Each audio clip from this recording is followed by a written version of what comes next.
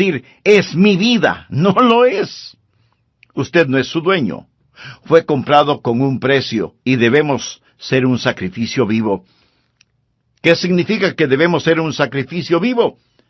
Permítame decirle lo que significa. En primer lugar, va a ser diferente a cualquier sacrificio animal del Antiguo Testamento, porque ningún sacrificio animal fue voluntario. Usted se ofrece, se presenta. ¿Lo ha hecho alguna vez? Simplemente ha dicho, heme aquí, Señor, me presento a ti, soy un voluntario. Todo lo que tengo es tuyo. Wilbur Chapman fue un gran evangelista, y él le preguntó al general Wood, el fundador del Ejército de Salvación, «General, ¿cuál es el secreto de su vida? ¿Por qué Dios lo ha usado tanto?» El general Wood pasó su mano por sus blancos cabellos, pensó por un momento y luego contestó, «Dios tiene todo de mí. Ha habido hombres más inteligentes, enormes oportunidades, pero yo desde el día que tuve la visión de lo que Dios podía hacer por la pobre y antigua ciudad de Londres, determiné en mi mente que Dios poseería todo de mí», de William Booth. Permítame preguntarle, ¿alguna vez le ha dicho eso a Dios? Dios, aquí estoy. Puedes tener todo lo que soy. Me presento voluntariamente como un sacrificio, sabiendo que eso significa que soy desechable. Todos mis planes y metas, así como las llamadas posesiones, los sacrifico, Señor, a tu sangre.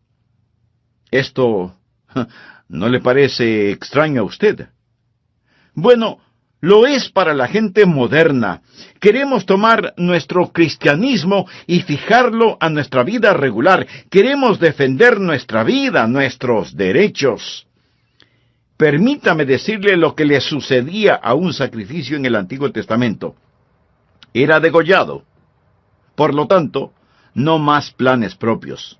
Se lo ponía en el altar, y toda vez que era un sacrificio de sangre, había la tendencia de que el sacrificio se resbalara del altar, por lo que usaban dos ganchos llamados ganchos de carne. ¿Sabe usted qué es lo que le sujeta al altar? ¿Tiene usted la tendencia de resbalarse del altar? Bueno, yo la tengo. Hay dos ganchos que lo mantendrán en el altar, disciplina y devoción. Y para pertenecer al Señor Jesucristo, eso es lo que debe hacer, presentarse como sacrificio vivo. Pero la mayoría de nosotros no queremos usar esos ganchos, disciplina y devoción, que nos mantendrán en el altar del sacrificio. ¿Sabe lo que el creyente promedio dirá al respecto? Yo no quiero estar obligado a nada. Me uniría a la iglesia, pero no quiero estar obligado a nada. Puedo prometer una ofrenda de amor, pero no quiero estar obligado. Quiero ser libre. No, mi amigo. Esto no es un sacrificio. ¿Y qué es lo que le pasaba al sacrificio en el Antiguo Testamento? Era consumido, era quemado. ¿Sabía que usted nunca adorará a Dios verdaderamente hasta que sea consumido? ¿Alguna vez ha sido consumido por el fuego santo de Dios? Eso es lo que Pablo está diciendo. Pero algunos de ustedes objetarán diciendo, un momento, pastor, por favor, yo no quiero hacer todo eso. Solo quiero que me diga cuál es mi maravilloso don espiritual. Bueno, Pablo se lo va a decir. Pero verá, mi amigo, primero debe haber una presentación sacrificial, o sea, la presentación de usted mismo. Usted dice, Pastor Rogers, si yo hiciera eso, ¿quién sabe lo que Dios quisiera que yo haga? Suponga que usted tiene un hijo, jovencito, y suponga que un día su joven hijo viene y le dice, Papá, he estado pensando, tú eres tan sabio, amoroso y bondadoso, y tienes tanta experiencia. Por eso, me parece que lo mejor que puedo hacer es pedirte consejo. Y lo que tú me digas que debo hacer, eso es lo que haré, y lo haré de todo corazón. Dime qué quieres que haga, dónde quieres que vaya, qué deseas que estudie, quiénes quieres que sean mis amigos. Lo que me digas, lo haré. Y usted piensa, Mi hijo debe tener calentura. Pero suponga que en verdad quiere hacer lo que usted le pide. Así que usted va donde su esposa y le dice, parece que a nuestro hijo lo tenemos en las manos. Él se va a arrepentir de haberme dicho que hará cualquier cosa que yo le pida. ¿Procedería usted así? Creo que no.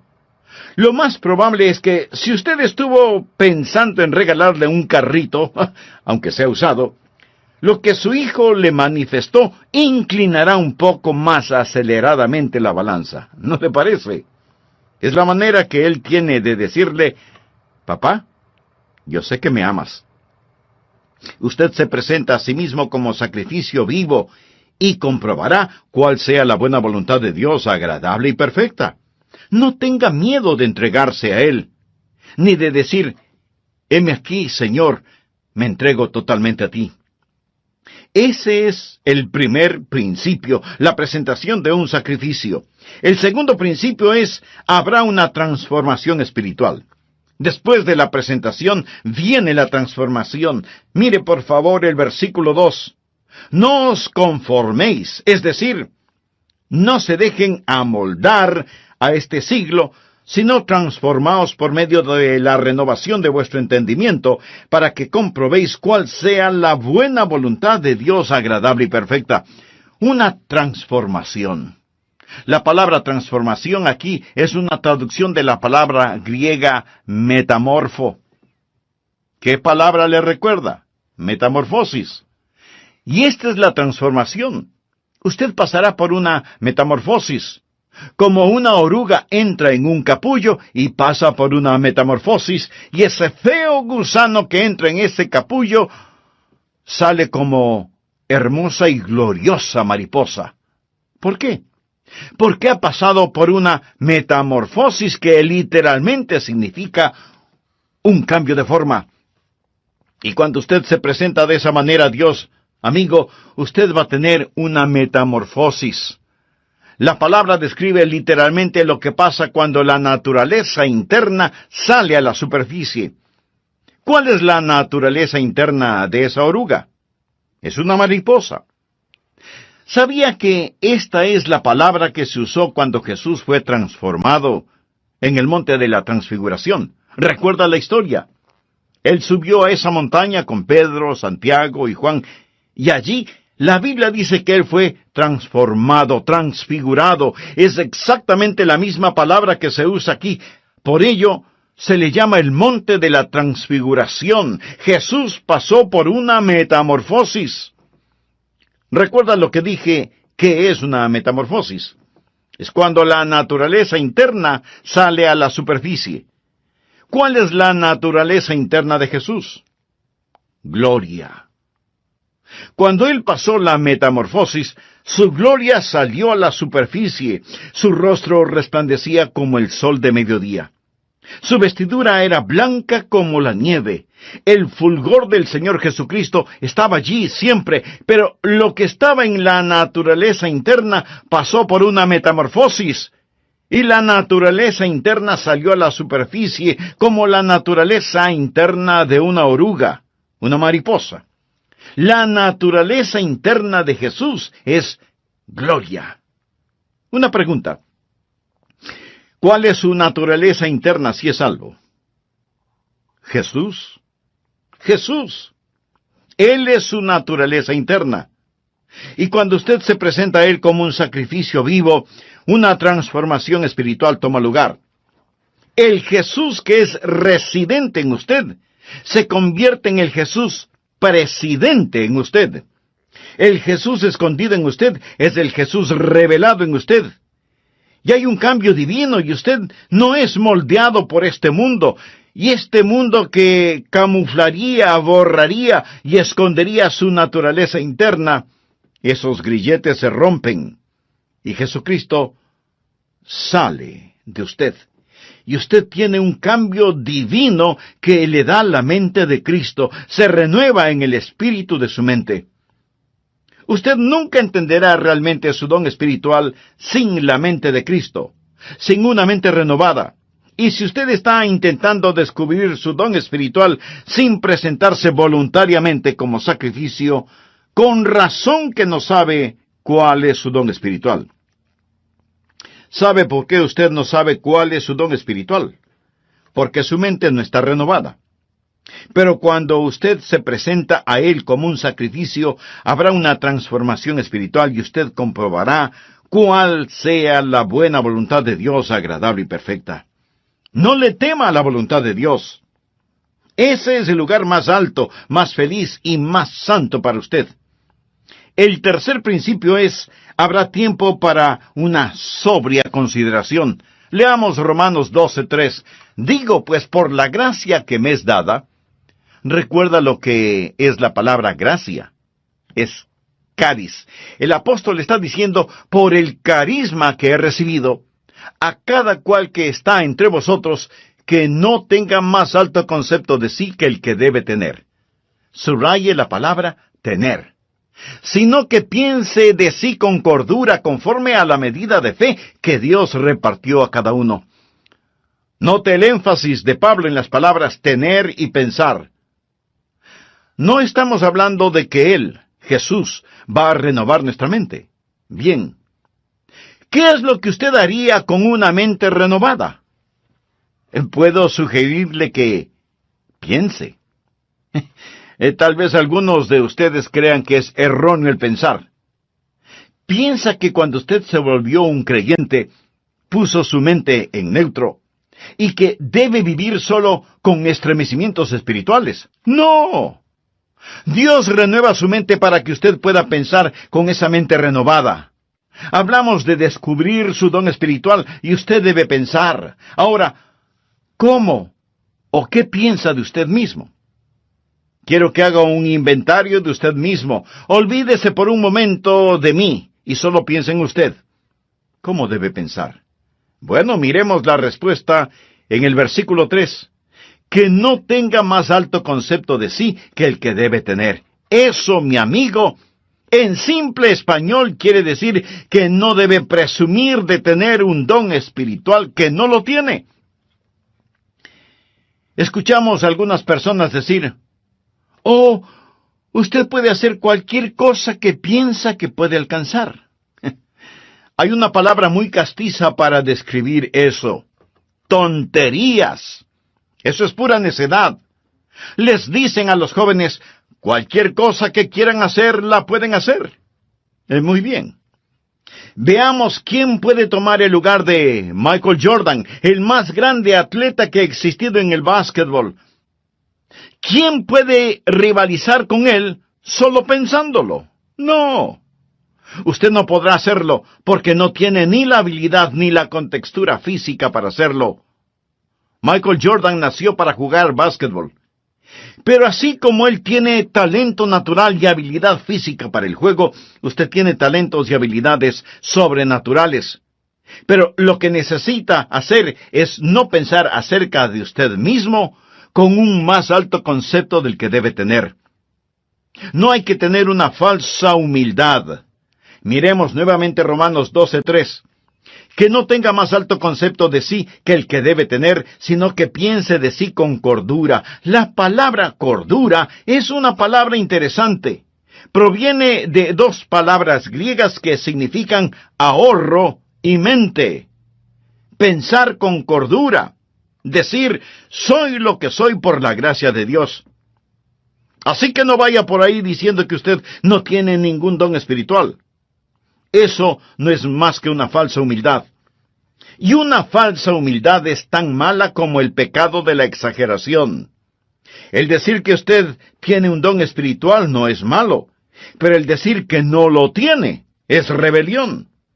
Tiene que pensar con cordura, o sea, tiene que pensar honestamente acerca de lo que tiene.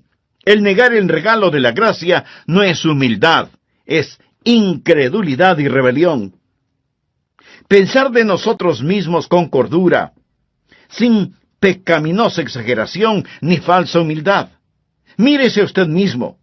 Haga un inventario de usted mismo. Pero, pastor, eso suena complicado. ¿Podría ayudarme un poquito? Deme alguna guía de cómo pensar.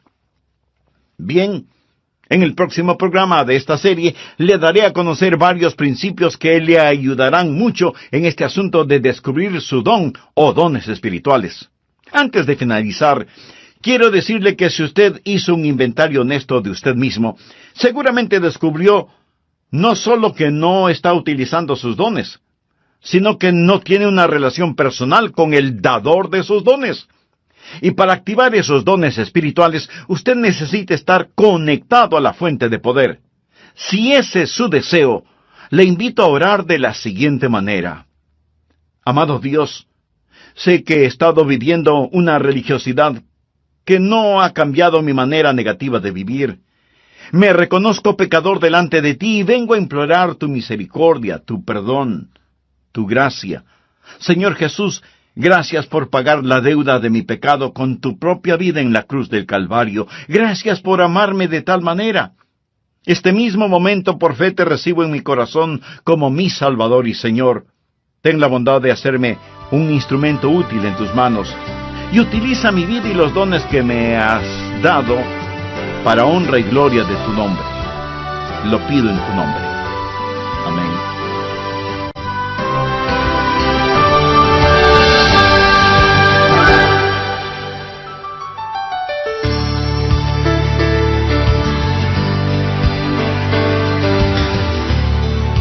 Suponga que su hijo tiene una extraordinaria habilidad para la escultura, pero usted lo presiona para que sea un abogado. Si llega a serlo, será un pésimo abogado, cuando pudo haber sido un brillante escultor. Y habrá enojo en ambos, en su hijo porque usted no le dejó ser escultor, y en usted porque se avergonzará de tener un hijo que es mal abogado. Los ejemplos abundan en las familias y, aunque usted no lo crea, en las iglesias. En vez de dejar que las personas hagan aquello para lo cual Dios las ha equipado y les ha dado un don, tratamos de frenarlas en las áreas en las cuales sobresalen y las inflamos en áreas para las cuales no tienen ningún don. Dios le ha dado a usted un don particular y hoy terminaremos de estudiar cómo descubrir su don espiritual. Bienvenidos a El Amor que Vale, con el pastor, maestro y autor, Dr. Adrian Rogers, supliendo las necesidades de la gente con la verdad de la palabra de Dios, trayendo personas a Cristo, transformando vidas alrededor del mundo y ayudándole a usted a descubrir el poder del amor más grande, el amor que vale. A continuación, un edificante mensaje del Dr. Adrian Rogers en la voz del pastor Lenín de Llanón. Un muy atento saludo para todos ustedes, apreciados amigos de nuestro programa El Amor que Vale. Quiero compartir con usted varios principios que le ayudarán a descubrir su don espiritual. Primero, el principio de la iluminación.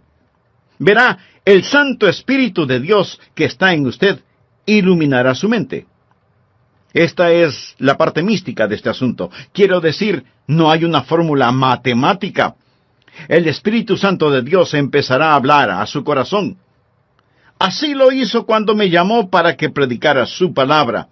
Ese es el ministerio de iluminación.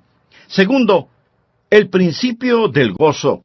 Cuando usted siente que el Espíritu de Dios lo mueve a que haga algo, eso es iluminación, y usted lo hace, va a sentir gozo. De paso le diré que sea que lo note o no en mi voz, yo siento gozo en hacer lo que estoy haciendo este momento, predicar la palabra de Dios. Siento mucho gozo predicando, y usted tiene que preguntarse a usted mismo, ¿qué es lo que en realidad me gozo en hacerlo? ¿Ha escuchado el relato de la escuela para animales?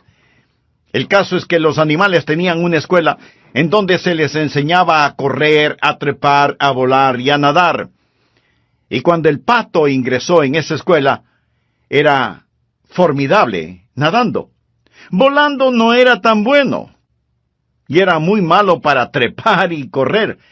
Así que como era muy bueno nadando, no le dieron clases de natación, y más bien lo pusieron en la pista atlética para que corriera y corriera y corriera. Después de un tiempo, se volvió pésimo nadando, y su correr no mejoró.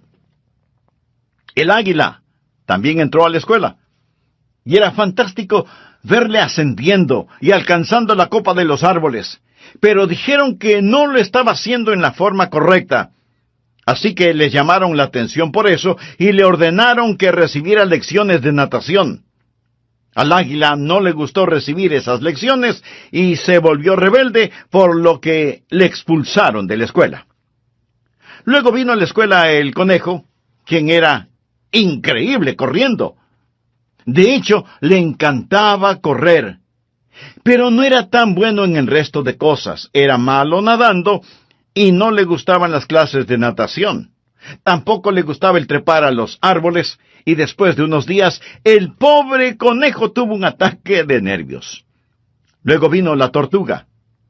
Uno debe sentir pena por la tortuga. No podía correr, no podía nadar, no podía volar, no podía trepar, y los animales dijeron, ¿qué de bueno puede hacer la tortuga? Así que le quitaron su caparazón para que fuera un poco más rápida caminando, hasta cuando un caballo la pisó. Y ese fue el final de la pobre tortuga. Al fin de cuentas, la escuela para animales fue un completo fracaso. Usted dirá, pero eso es ridículo. Mi amigo, eso es exactamente lo que estamos tratando de hacer en las iglesias en nuestros días. En vez de dejar que las personas hagan aquello para lo cual Dios les ha equipado y les ha otorgado un don, tratamos de frenarlas en las áreas en las cuales son fuertes y de inflarlas en algunas áreas para las cuales no tienen ningún don.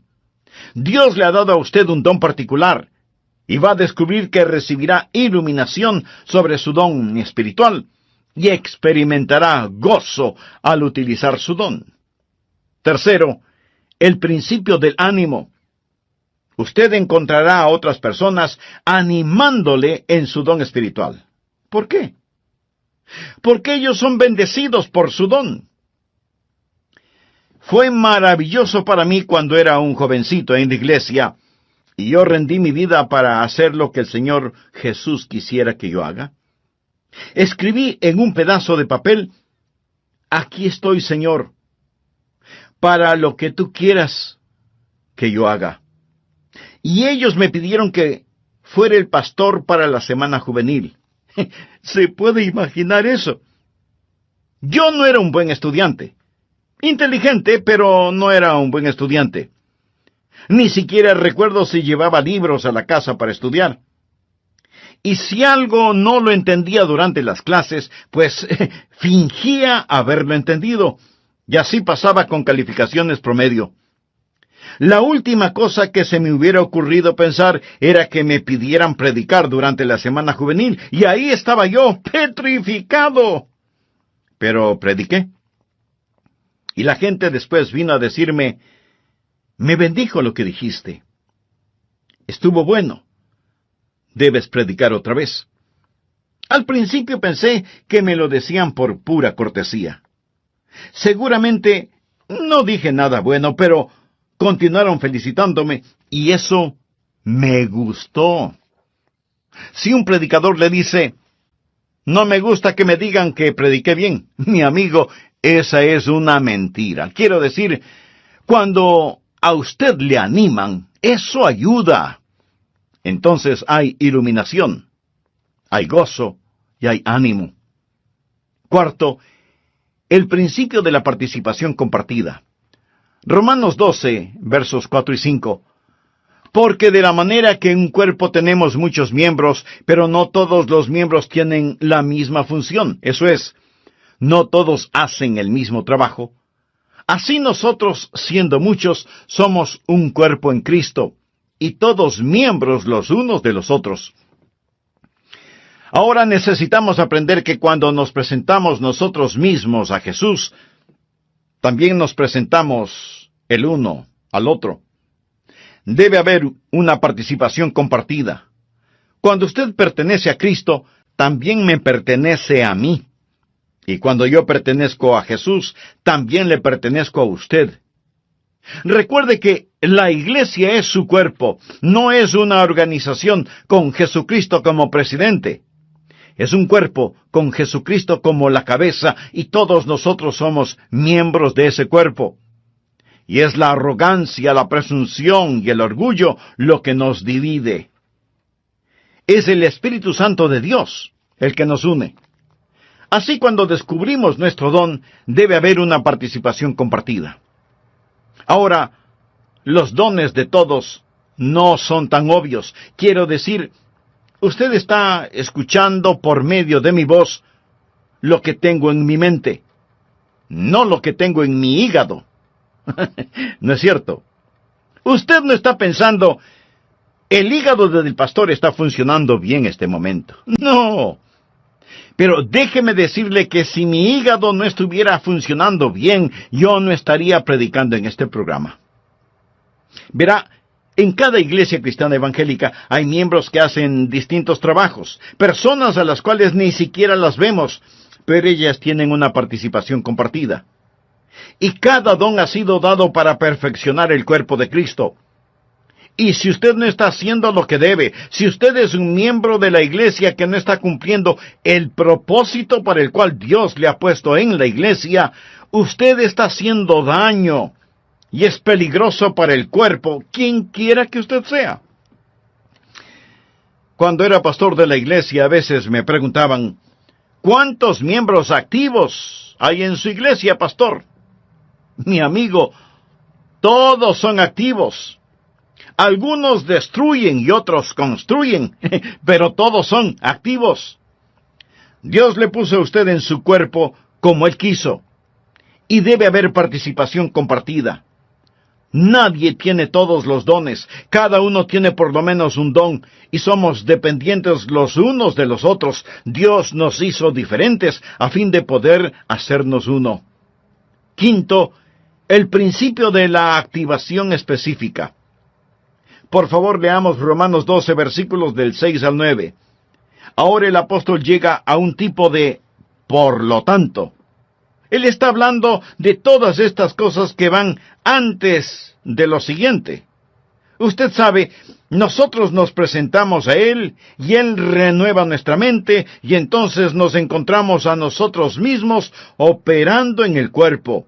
Ahora Él dice, de manera que teniendo diferentes dones según la gracia que nos es dada, o sea, según el carisma que nos es dado, si el de profecía, úsese conforme a la medida de la fe, o si de servicio, en servir, o el que enseña, en la enseñanza, el que exhorta, en la exhortación, el que reparte con liberalidad, el que preside con solicitud, el que hace misericordia con alegría. Aquí él menciona 7 dones y dice, pónganse las pilas, estén activos. ¿Usted quiere saber cuál es su don? Bien, simplemente escoja uno que piensa puede ser su don y póngase a trabajar. Es difícil dirigir a un buque que no se mueve. No se siente simplemente allí. Usted va a descubrir su don cuando esté ocupado. Él dice, profecía. Úsese conforme a la medida de la fe. Es decir, usted puede tener no mucha fe, pero la tiene conforme a la medida de fe que Dios repartió a cada uno. Tome lo que tiene y póngalo a trabajar. Leamos una vez más rápidamente estos 7 dones. Veamos si puede detectar el suyo. 7 dones aquí mismo.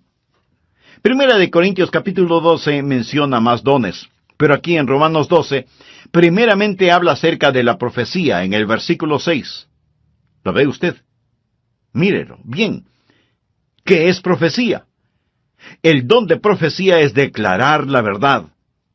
Si usted tiene el don de profecía, se encontrará, por ejemplo, sirviendo en el ministerio de las prisiones, trabajo misionero. Se verá quizás enseñando una clase.